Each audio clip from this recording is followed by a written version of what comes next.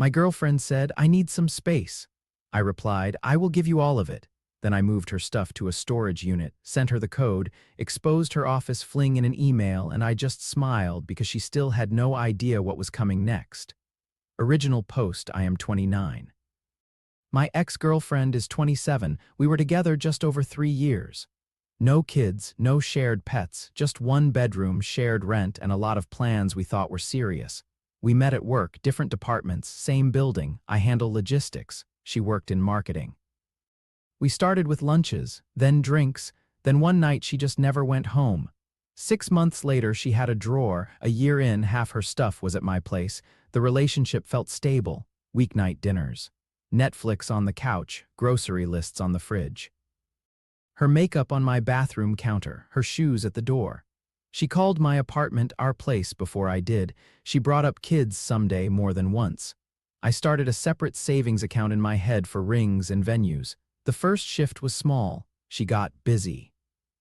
More girls' nights, more I am tired, I think I'll sleep at my place tonight.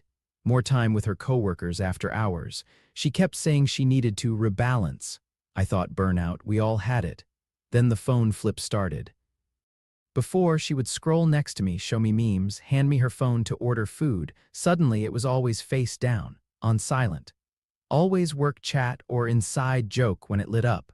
I noticed names. One name showed up a lot. Mark. I knew he was a coworker. She had mentioned him a few times. He is married. He is harmless.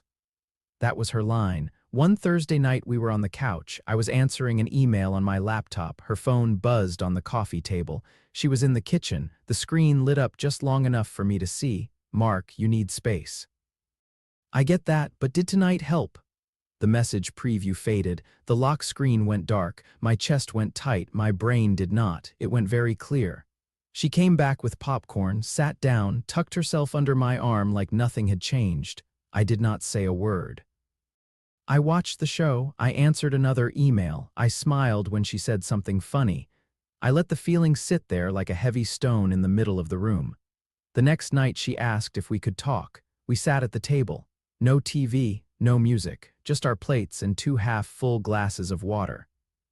She said, "I think I need some space. I'm not ready for a serious relationship yet. It is not you, I just feel crowded."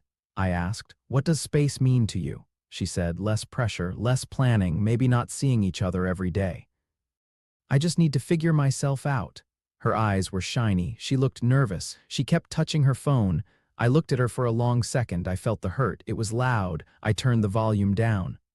"Okay," I said. "If you need space, I hear you." She looked relieved. "So you understand?" "I understand," I said. "You want space, I can give you space." We cleared the plates. She left early, said she was going home to journal and reset. She hugged me at the door. It felt like a goodbye she did not want to name. After she left, I sat on the couch alone. I read her message in my head again. I am not ready. I need space. I feel crowded. Then I opened my laptop and searched for storage units near me. I found one 10 minutes away, climate controlled, month to month, first month free. I booked it under her full name. Update 1, 2 days later she said she was going to visit her parents for the weekend. "They miss me," she said, "and I need a reset. We can see each other next week, okay?" I said, "Sure, take the space you need." She kissed my cheek. Took an overnight bag, left most of her things. Clothes in the closet, shoes by the door, makeup on the sink. Half her life spread across my apartment. As soon as her rideshare pulled away, I got to work. I went room by room. I made one rule. If it came into my apartment with her, it left with her. Clothes, shoes, books, hair dryer, skin care, random mugs she brought over, the framed photo of us at the beach. The fake plant she insisted we needed. Every small piece. I folded things neatly. I wrapped fragile items in towels. I filled 4 large storage bins and 3 suitcases. I left my things where they were. I did not touch what I had paid for alone before we met. The apartment got quiet as the piles near the door grew. It also got bigger. I could see the floor in places I had not seen in months. I loaded my car and drove to the storage place. The manager handed me a lock and walked me to the unit. "Just you today," he said. "Just me," I said. I stacked her things inside, labeled each bin with her name. When I was done, I took one photo of the open door. everything in neat rows, nothing thrown, nothing damaged. Then I locked it. Back at my apartment, I changed the sheets, took her photo off the nightstand, moved my dresser back where it had been before she suggested her layout. I put her spare toothbrush in a plastic bag. I wrote a note, kept it short. You said you needed space and were not ready for a serious relationship. I am giving you that space in full. Your things are safe in this storage unit. Here is the address, unit number, and gate code. The rental is in your name. The first month is paid. After that, you will need to take over payments or move your items. I will not fight you. I will not chase you. Take all the time and space you need. Do not come to my apartment uninvited. I taped the storage contract copy and the gate code card to the note. Put them in a large envelope, wrote her name on it. Then I took a photo of the envelope on my kitchen table. On Sunday night, she texted, "On my way back. Can I come over?" I replied, "No. I left an envelope at your place. It explains everything." "Read that first." There was a pause, 3 dots, then nothing. 20 minutes later, I got a call. I let it ring out. She called again. I let it go to voicemail. 10 minutes after that, my phone blew up. Her, "What did you do?" Her again, "Where are my things?" Her again, "Why is everything gone?" I sent one photo, the storage unit, all her stuff stacked in clean rows. Then I sent a second photo, the note and contract, no words, just images. 20 minutes later, there was pounding on my door. I looked through the peephole. She stood there with her mother and her older brother behind her. I opened the door halfway, left the chain on. Her mother said, "What is the meaning of this? Why would you throw her out like trash?" I said, "Everything is in the unit, nothing is damaged." She asked for space, I gave it. My ex was crying. "I meant emotional space, not this. You are being cruel." I stayed calm. "You told me you were not ready for a serious relationship. My apartment is for someone who is. Your things are safe, you have access." "There is nothing more to talk about." Her brother tried to step forward. "Let us in. We are not doing this in the hall." "No," I said. "This is my home. We are done." I closed the door, locked the deadbolt, turned my phone face down on the table. On the other side, I heard her start to sob. Her mother muttered something about heartless. Her brother swore under his breath. They left after a few minutes. I sat on my couch in the quiet apartment and stared at the blank TV screen. My hands were steady. I had given her what she asked for, space. Update 2 the next week was noise. Her friends started texting. Long messages about how much she had sacrificed for me, about how I had blindsided her. Screenshots of their group chat where I was the villain of the week. I did not answer.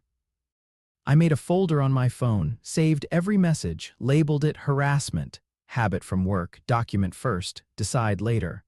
My ex posted a vague story on social media about being thrown out with no warning. The comments filled with sympathy, sad face reactions.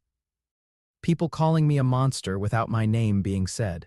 A mutual friend sent me screenshots. I added them to the folder. Then I muted her accounts. 3 days after the door incident, her best friend texted me, "Be an adult and talk to her. She is broken. She only needed some breathing room." "You went nuclear," I replied to that one. She said she was not ready for a serious relationship and needed space. I believed her. I helped her move her things into a space that belongs to her. I did not cheat. I did not shout. I did not destroy her property. "This is not nuclear. This is a breakup," she asked for without using the word. Her friend shot back, "You know it is not like that. She was confused and she did not cheat." The word stood out. No one had brought it up before. I had not mentioned cheating. I texted, "Interesting that you brought up cheating." No reply after that. A few days later, the missing pieces fell into place. A coworker from her office, one who hated drama but loved facts, called me. He said, "I thought you should know. She has been getting close to Mark for a while. People saw them at a bar last month, holding hands. He is married. HR is sniffing around since someone sent an anonymous note to his wife." I had not sent anything. "Not yet," I asked. "Since when?" He said, "Since before there I need space talk for sure." "Sorry, man," I thanked him, hung up, sat with it, so she needed space from me to get closer to a married coworker who was harmless. I copied the text thread where she had asked for space. The one where she said she was not ready for anything serious. I added the date. Then I put it next to the screenshots of her and Mark leaving the bar, which the mutual friend sent me later. The overlap was clear. I found Mark's wife through social media. She was tagged in old work party photos, smiling next to him. No kids yet. A dog, a small house in the suburbs. I did not add any commentary. I did not insult anyone. I simply sent her a short email from a throwaway address. Thought you should have this information. Dates are visible. Make your own decisions. Attached were the screenshots, the text about space, and the photos of them at the bar. 2 weeks passed. Then my coworker called again. Mark is gone, he said. HR interviewed half the floor. He took some kind of deal and left quietly. His wife kicked him out. She emailed our department head with the screenshots. What about my ex? I asked. She has been crying a lot. People know she was part of it. Her reputation here is wrecked. They moved her off the big account. No one trusts her. She keeps telling people you are cruel and controlling. But the dates do not help her case. I did not feel joy. I did not feel sorry either. It was like reading a report about something far away. Her friends kept trying to paint me as heartless. I did not answer. I blocked numbers as the messages crossed the line. I saved the worst ones in case I needed a harassment complaint. I sent her one last text. Stop sending people to my door. Stop letting them harass me. All of your belongings are under your control. I have not touched anything since the day I moved it. We are done.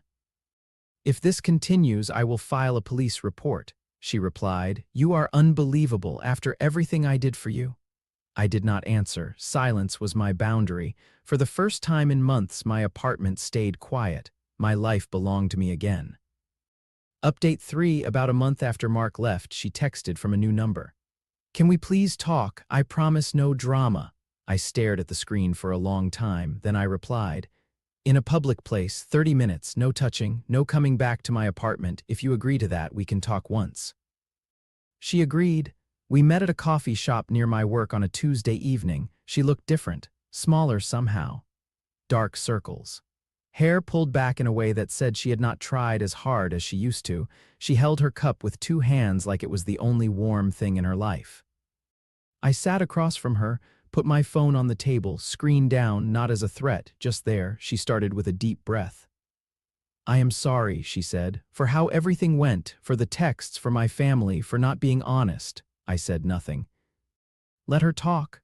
I was scared, she said, of settling, of waking up one day and wondering what I missed. Mark made me feel seen at work. It was stupid. It was not serious. I just needed to feel free for a bit. You called it space, I said. Yes, she said. I did not mean for you to end it like that. Moving my stuff, the storage unit, it felt like you threw me away. You told me you were not ready for a serious relationship, I said. You told me you needed space. You were already seeing someone else on the side. You just did not want to say the word break up. I finished the sentence you started. She blinked. Tears started to form. He is gone now, she said. His wife left him. Everyone at work hates me. I lost my closest friend there. I am alone. I keep thinking about us, how solid it was. I think I made a mistake. I let that sit for a moment. The old me would have grabbed at that, tried to fix it, tried to smooth everything out. The new me stirred his coffee and watched the cream swirl. I am sure it feels like a mistake now that the other option fell apart, I said. But you did not trip and fall into his arms. You worked your way there, she swallowed. I know I hurt you. I know I ruined things, but 3 years has to count for something. Can we try again? Take it slow, date, different places. I can prove I am serious now. I shook my head once. No, I said. She flinched like I had hit her. Just like that, she whispered. Just like that, I said. My voice stayed even. You did not give me a choice when you started something with him. You asked for space. I respected that. I will keep respecting it. I will not step back into a relationship where I had to find out from other people what you were doing. I am not your second draft. She wiped her cheek. So that is it. That is it, I said. You have your job still. You have your family. You have time to rebuild. I have my life back. We do not share anything legal. No kids. No mortgage. This is the cleanest break we will ever get. She looked at me across the table like she was trying to find the old version of me in my face. I miss you, she said. I nodded. I miss who I thought you were, I said. We are both missing people who do not exist anymore. Our 30 minutes were almost up. I stood. I wish you nothing, I said. Not good, not bad, just nothing. Take care of yourself. I walked out, left her sitting there with her empty cup and all the space she had asked for. She did not follow. Final update, it has been 8 months since the storage unit day. We never spoke again after the coffee shop. She texted once, a long message about memories and lessons and how she hoped I would forgive her one day. I did not reply, not out of anger, just because there was nothing left to say. I moved to a new apartment across town, slightly smaller, all mine. Every item in it is something I chose.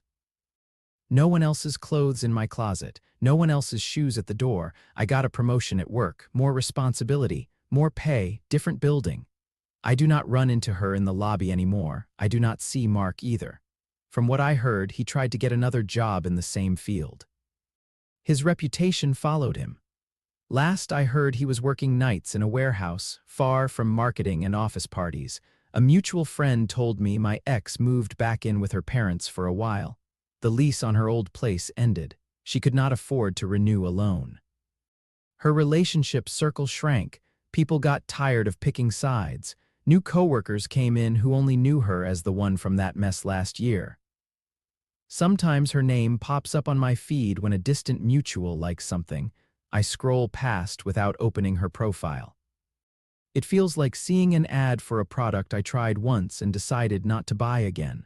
I started therapy, not because of her, but because I wanted to understand why I ignored my gut for so long, why I let small lies slide, why I waited until she said space instead of asking harder questions earlier.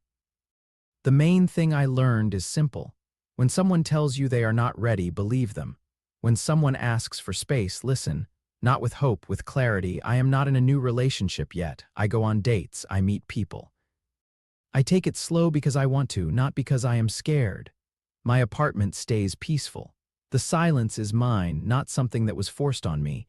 Her family never came back to my door. Her friends stopped texting after a while.